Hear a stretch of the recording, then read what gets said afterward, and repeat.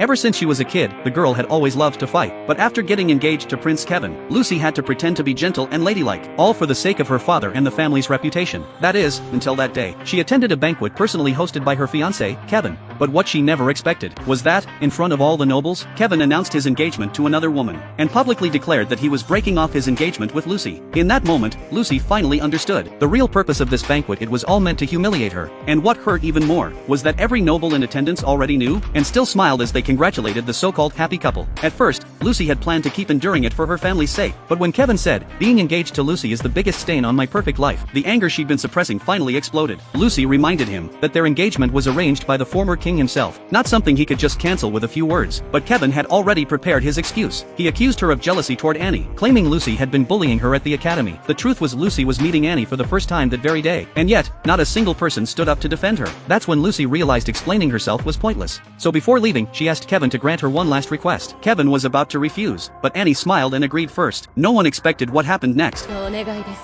す。そこのクソ甘をぶっ飛ばしてもよろしいですか?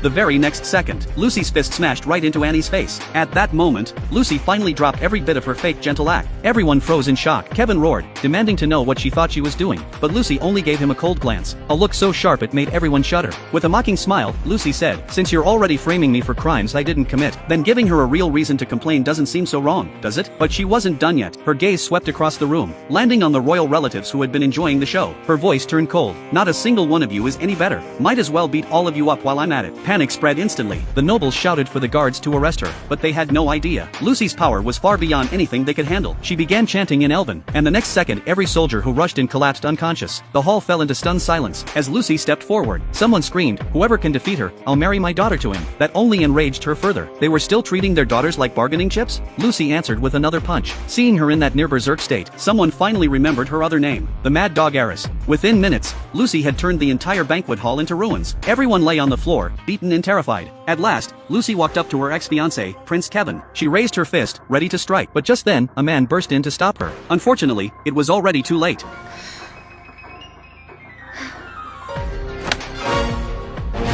スカッとしましたわ。